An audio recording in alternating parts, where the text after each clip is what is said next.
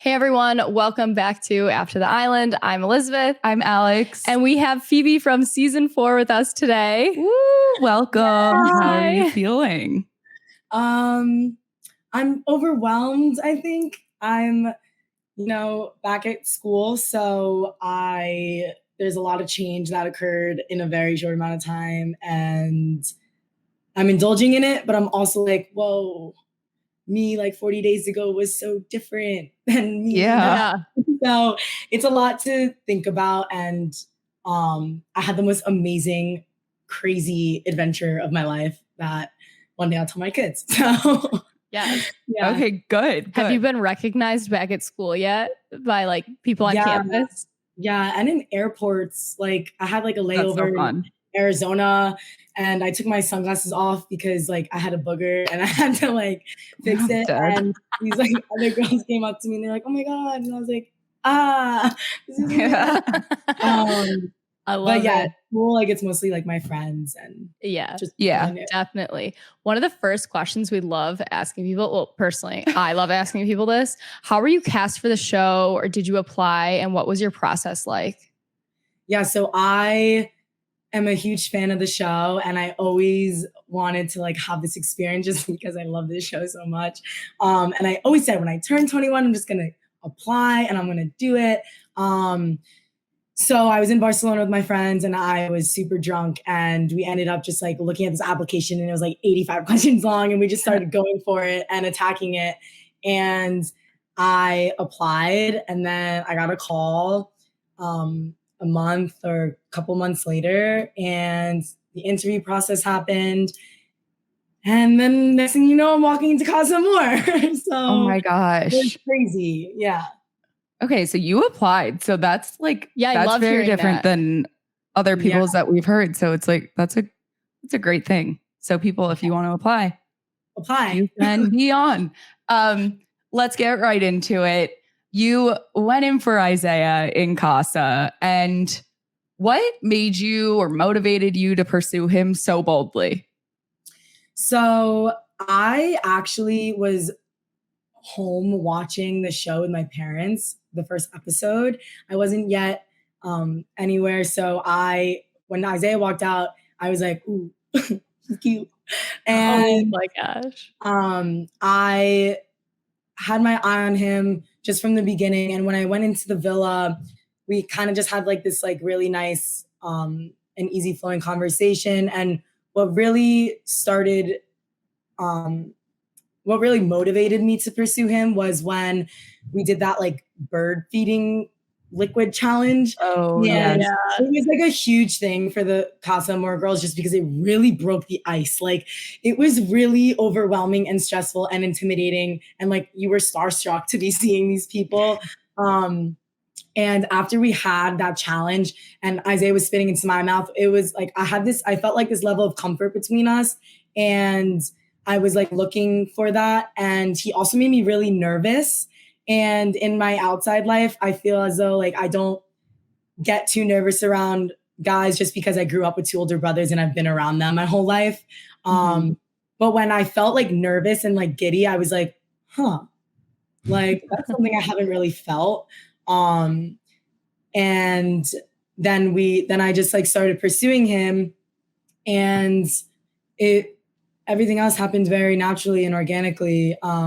Boldly, you got to be bold if you're a Casa Amor girl. You have to kind of like put your heart on the line and, go after what you want. And all of my amazing Casa Amor girls did the same.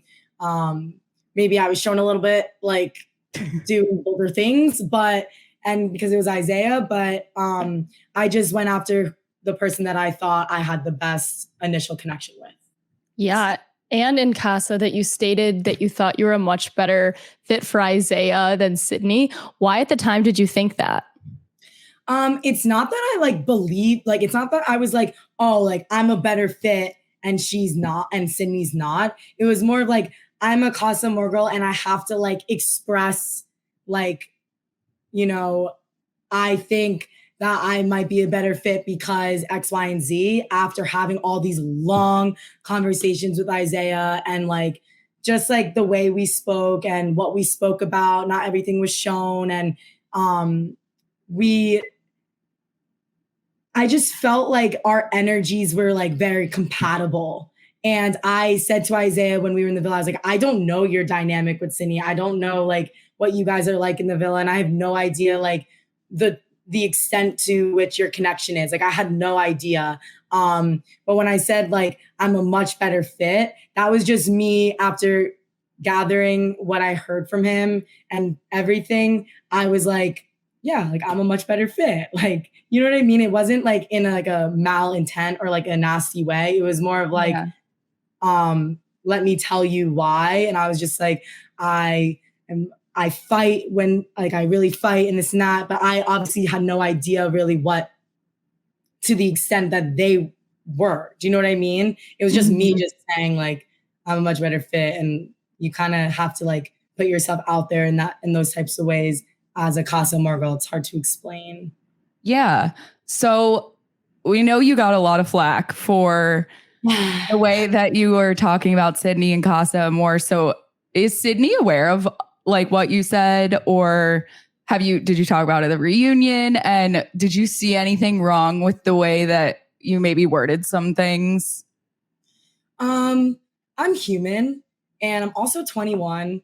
And when you're put into a very overwhelming and overstimulating and just crazy environment and ecosystem, obviously you can't like be so calculated in like everything you say and how it may be seen and how people might internalize that, or just like, you know, like it's just like hard. Like I never like spoke bad about Sydney's character or like who she was. I don't know her. I didn't know her at the time.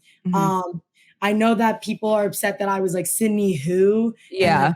And that was a chant that every single Casa Amor girl were singing. And maybe I think they just showed me. And like the Casa Amor boys also were like doing their chants, and like it's like a Casa Amor thing. Like I don't know, it's just like, you know, the girls are like, we want like the boys to forget about the girls back at the villa, and we want you to like give us a chance and things like that. And it wasn't like nasty. It was like so many chants went on during the raunchy races, during the bird feeding challenge. The boys like were chanting with us and things like that, like Villa who, like things like that. So I never ever would attack someone's character, and especially if I don't know them. Like I would never do that. And I even said to Isaiah, I was like, it's not my place to talk badly about your situation or anything. I want you to get to know me, and then you make your decision off of getting to know me. And I think that there's a lot that occurred in our conversations that was really left out, or that the public didn't get to see. And my approach, I'm a very strong, like woman who knows, what she wants and goes after what she wants and pursues. That's how I've always been. And the way I pursued Isaiah in Casa Amor, I think definitely has been spun to seem as though I was putting another girl down to elevate myself, which is just really not the case. And I think all the guys can attest to that. I really wanted Isaiah to get to know me, and we spent we spent a lot of time getting to know each other. And I apologize if people, you know, think that I was like that, but I spoke to Sydney, and me and Sydney are literally best friends. And I haven't really like watched it over in like, fine detail. But I didn't know Sydney before. And then when I got into the villa and everything with water was under the bridge, I got to know Sydney, and Sydney got to know me. And what's in the past and Casa Amor was in the past. She was a stranger. I had no idea who she was. And I really didn't speak poorly about her. Like I really didn't. Yeah. And speaking about coming back to the villa and adjusting, you know, to getting to know Sydney, two things. First, walking into the Casa recoupling, what was that like walking into everything? Yeah. Feels like the worst moment. Yeah. Possibly like. Like You know, there was so many different emotions going on in me because like I have to allow myself to feel everything and like be proud of everything I felt in that moment. And half of like a little bit of me, like these are percentages, right? So like a little percentage of me was like, fuck, like fuck. Not even a little. That was probably the majority of it. Yeah, like 90%. Like 90%. And then like 1% was like, I'm like happy because Isaiah gave me a chance and like I will hopefully show everyone that like I'm not this homewrecker crazy person that they probably assumed I was. And it really sucked seeing Sydney up there. I didn't know her, but like the energy that translated to me, I was so fucking nervous and just so intimidated and just like I don't even know how to explain it. Like it was just so scary to be honest. And I felt super alienated and like everyone hated me and the dirty looks and this and that. And it just like I knew also that it wasn't an easy decision for Isaiah. Like I didn't even think he was choosing me. Like the way it went down in Casa Amor, like on the last day, like I really didn't think he was choosing me. And it was also hard seeing him be like so like upset to see her, and he didn't know what to do. And seeing Sydney up there like that, I was upset, and it was just like all these emotions that I can't even begin to explain. But it fucking sucked. So. Yeah. Tough situation. It was tough. Time was tough. Were you basically like sticking with the Casa girls that came into the villa with you around that time? Because we see you and Isaiah kind of, it's almost like the next day, you guys are just, it's called off. And did you connect with any of the OGs or someone that was in the villa after that point?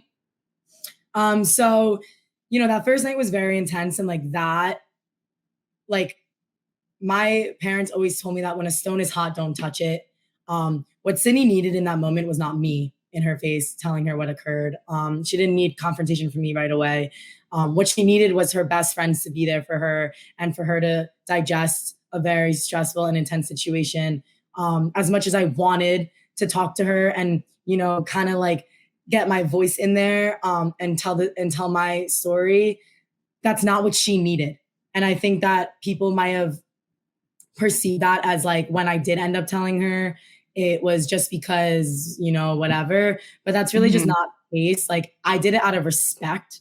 And that may not have been seen, but she did not need me in her face, especially that next morning as well. We were in the bathroom and I was like, I do want to talk to you at some point today. And that point ended up being at night because just the way the whole day went, it didn't feel right to the timing. And I wanted the timing to feel right for that and for her to feel ready. And I kind of got in the girls' dressing room as we were getting ready at night, that inkling that it was time, it was ready. We had a glass of wine and let's just sit down girl to girl and just let me tell you what happened.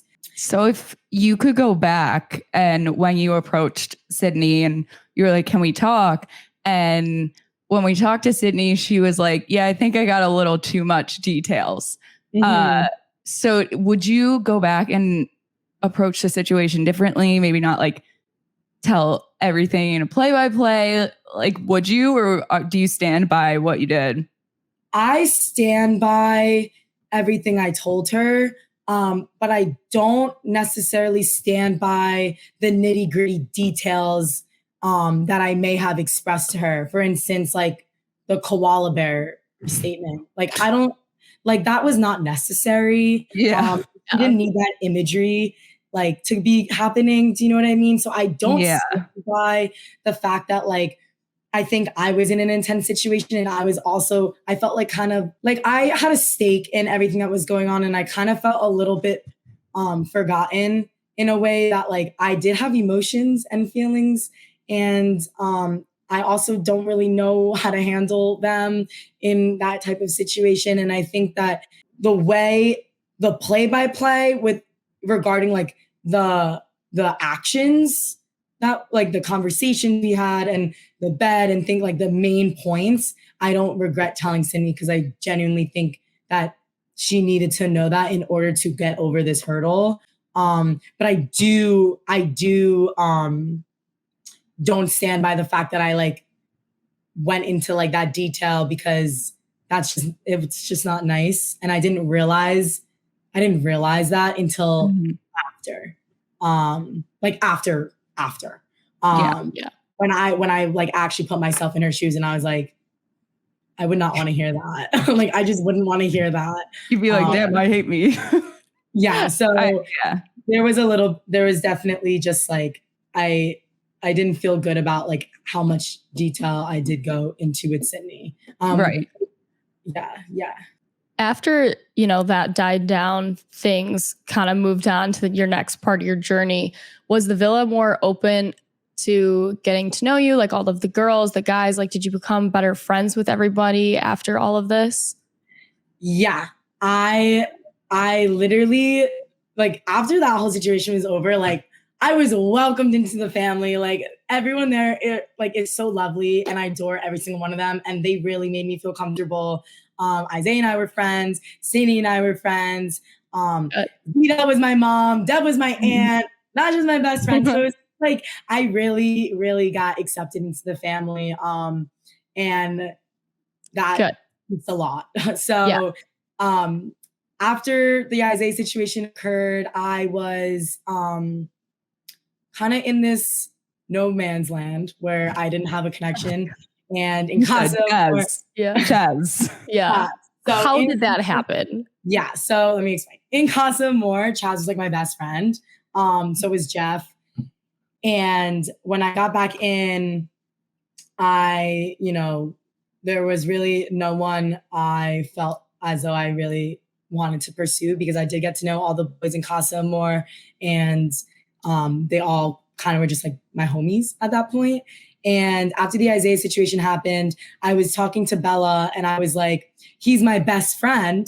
And to me, like when a guy's my best friend, sometimes it could go like, it could be platonic or it could be, in the way of like intimate connection, because my mom always told me that sometimes best friends make the best partners. So I had so many conversations with Bella, and Bella was like, well, you need to see if it's platonic or not, because you are in here to find a connection. And we had a lot of conversations about the fact that I needed to kiss him. And she was like, you need to kiss him. Like, it was a lot of deliberation. Oh my gosh. Bella, like a lot.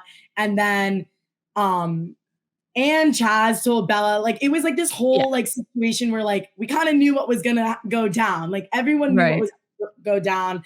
And Shansei was also getting to know Chazz. Like that was more of the triangle. I wasn't even in really that triangle, because after I kissed Chazz, we were like, like we're best friends, I remember you in like the dressing room and you're like, I feel something. And we were like, no. I was dying when you climbed on him in the... That was like sexual tension. Like that's what I felt. And I didn't realize that until I was like in Beach Hut, and I left Beach Hut and I was like, like, I think I was just like sexually frustrated, and I got to kiss and I felt something because I'm fucking horny on the show.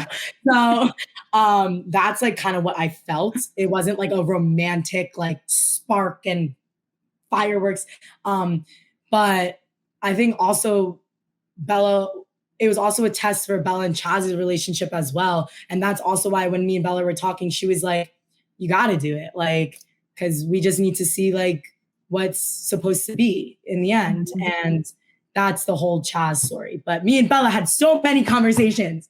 Okay, so that's good to know. Friend. Yeah. Okay. I need to clear this up, because this kiss with Chad before the recoupling, I need to know the real story. So I wrote down your quotes. Who is telling the truth? So Chad says that he asked you for chapstick and then proceeds to tell the boys, you said no, but you can kiss me. And then when you tell Joel, You say he asked for chapstick. I said no. I have my lip gloss though. And then he was like, I don't know. Do you want to kiss? No. So basically what happened was we finally get to like the little nook area and we're sitting down and we were like talking about like something like really like, I don't even know what we were talking about. And then he was like, I need chapstick. He was like, do you have? And I go, no, but I could kiss you though. Like I said something like that. And then, or it's like, or I said something like, do you want me to kiss you? Like something like that. Like I initiated the kiss. Like I was like, oh, like, but I could kiss you. Like, is that okay? Or like something like that. And then I leaned in for the kiss. Okay. It was a peck. It actually was a peck. I swear on my life. I was just like, but the first time I kissed him, I kind of kissed his like goatee little thing. So then I kissed him again. So it was 2 pecks then. Okay. But, okay. Oh 2 my pecks. God. Thank you for the clarification. Yes. We love that that. is the clarification. So when the recoupling happened, we obviously saw that Joel picked you. Were you hoping that Chad would pick you in the recoupling? Or did you genuinely think something could happen with Joel? Because we see you the next day, literally just like, no. Yeah. So when Joel walked in, he had a very strong connection with Bella. He did get a conversation with every one of the girls, but him and Bella obviously have this like crazy like love at first sight. Like I love their story. And I was actually going around the villa saying that like we like no, you know, like I wasn't into it. Like we're friends. Like I wasn't into it. On paper, he physically is my type. But we have really good conversation and we laugh a lot and like it's really fun talking to him, but I didn't necessarily see it going anywhere. And I was saying that to everyone in the villa. And then I spoke to Joel that night or the night of the recoupling. And I told him, I literally said, I was running around the villa saying that I friend zoned you. And I have reservations about the fact that you're 28 and I'm 21 and we kind of really live like these like really separate lives. I had reservations around the fact that he was really into Bella still, even when she left. Mm-hmm.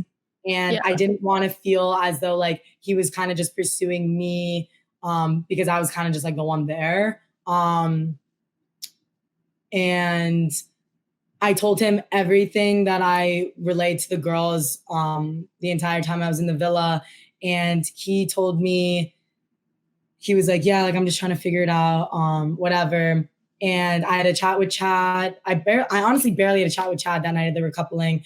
Did I want Chad to pick me? Yes. I wanted Chad to pick me because at that time I built a really good foundation of a friendship with Chad that I did see going somewhere because I was also very physically like I was very physically attracted to Chad, his height, like everything just like really was going on for him and I really liked it. Yeah. His chapped lips. Yeah, his chapped lips. But I actually went into that night at the recoupling and I said this to the girls. I was like, tonight it'll kind of show me like who finally wants me. Cause I felt like I kept feeling a little bit like, you know, I was like the pursuer in the villa and I wanted a guy to stand up there and be like, I want her because, you know what I mean? And then, like, yeah, it's tiring. I wanted to like feel like someone was choosing me. But I did have I like wanted Chad to really choose me. But when Joel did choose me, I said to myself that night and to some of the girls, I was like, I'm going to wake up tomorrow and just try. And after the food eating challenge, I realized very competitively compatible, but that was it. Yeah, he was just my friend. And then the 80s night that night. So yeah, so we got to talk about the 80s night. Oh, wow. Yeah, I need to clear this up. All right. Yeah, give it to us. I need to clear this up. Because this came across as the shadiest kiss. Oh my God, I was dying. You pulled him into the room. I'm like so upset because it was such an amazing kiss as well. And I was trying to rain on my parade, but that is just not what happened. I spoke to Chad earlier that night on the balcony. And I also spoke to Mackenzie earlier that day in the shower. when we were washing off all the food from us. And she was saying this is your experience. Like she was giving me really good advice about the Chad situation. And when we got dressed up and whatever, I was like, when Mackenzie gave me all that advice, I was like, okay, like, I'm just going to go for it tonight. I had like this like little, like, just like energy in me, and everything was like, I had a plan, you know, like I just like had a girl and I had a plan, and I finally wanted to like, cause me and Chad were friends, you know, and we like really like we're friends, and we didn't kiss outside of a challenge yet. So I was like, I'm just gonna have a plan tonight and stick to my plan and just go for it. Respectfully though, I had a conversation with Chad on the balcony, and just to get a feel of where his head was at, and to let him know where my head was at. And he told me that he needed to have a conversation with Mackenzie because he saw them as just friends. And I told him that I need to have a conversation with Joel and tell him that I know that we are just friends. And we had those conversations before our kiss. I sat down Joel, he sat down Mackenzie, and we had our chat. We friend zoned, or not friend zoned. I hate using that, and I hate that I said it on TV, but we had a mature conversation and realized that it wasn't going to get into a romantic, intimate level. That makes couples. Yeah. And once all that was done and all that happened and everyone knew where everyone stood, I was like, I can kiss him. Should I have waited until the next day? Probably. Because we see Mackenzie walk in, and the tension feels like.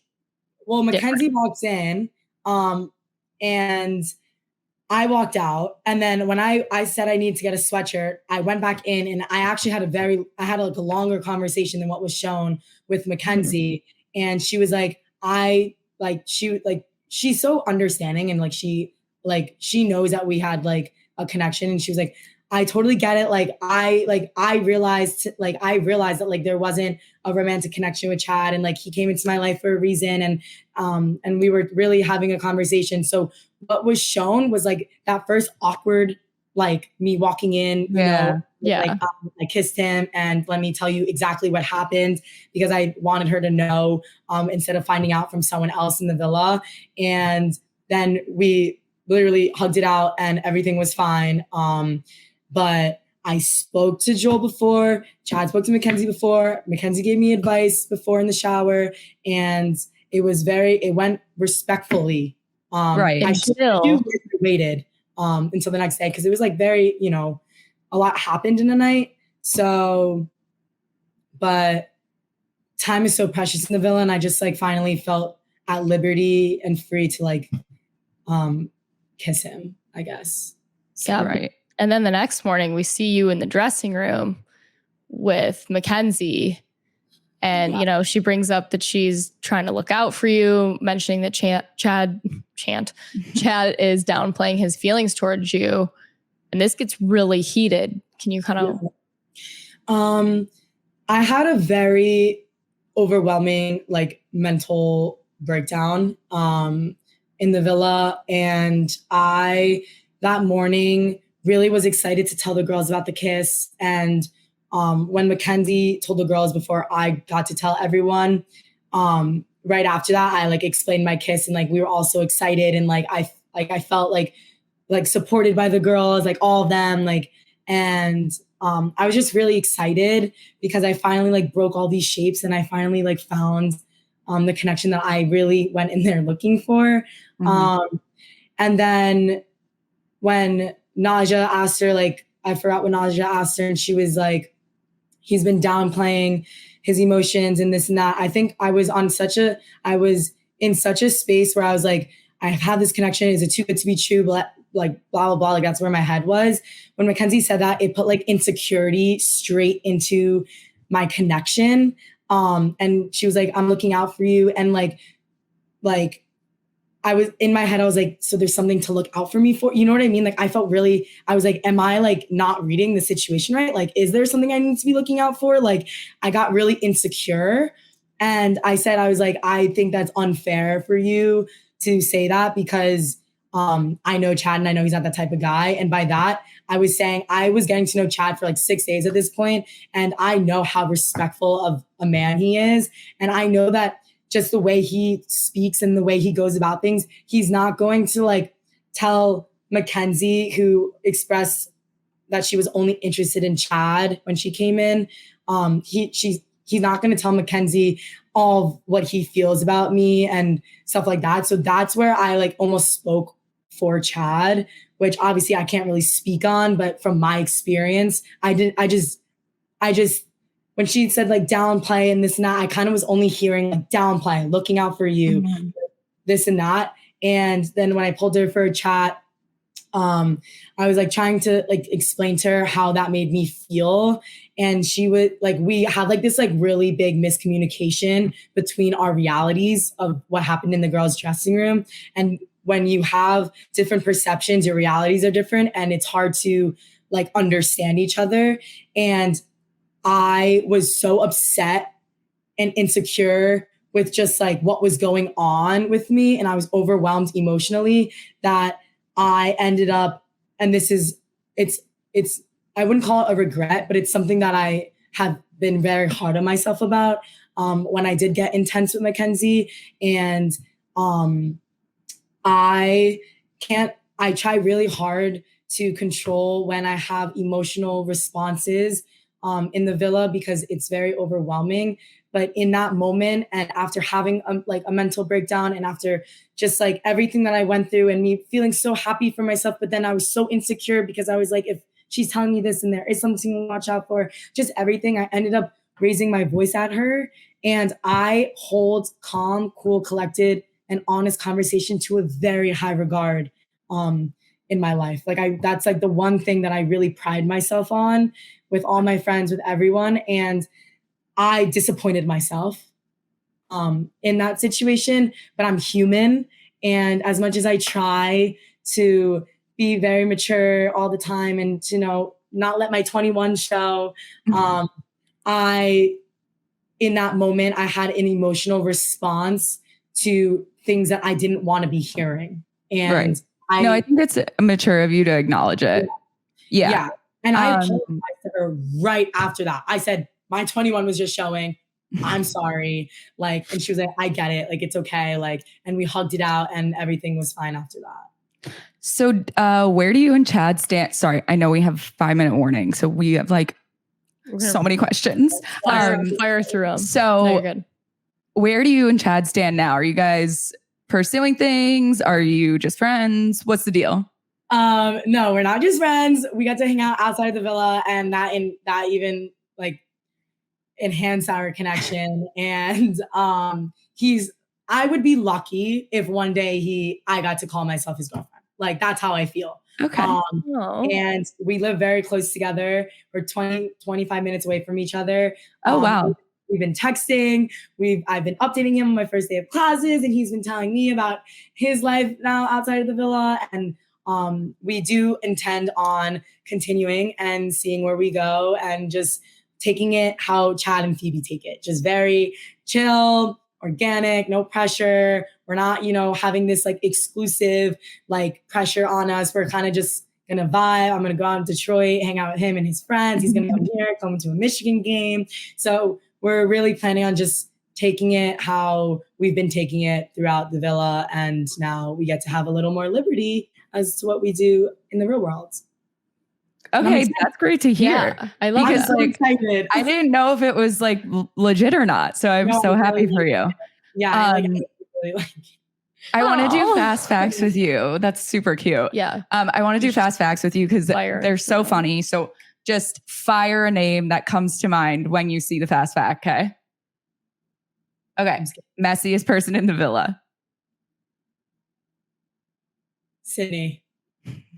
Funniest Islander. Deb. Best cook. Chad.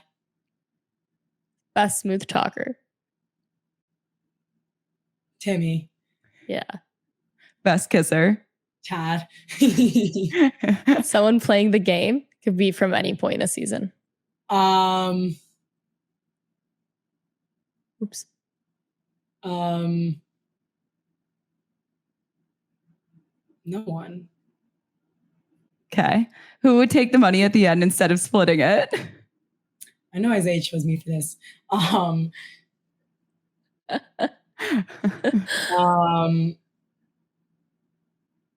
Chad. I love it. Most spiritual? Like Zeta and Chad. Boldest. Me. Longest to get ready?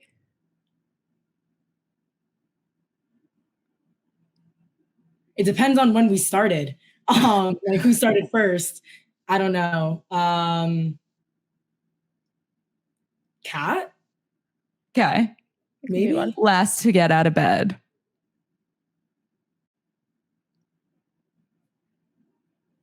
I feel like I never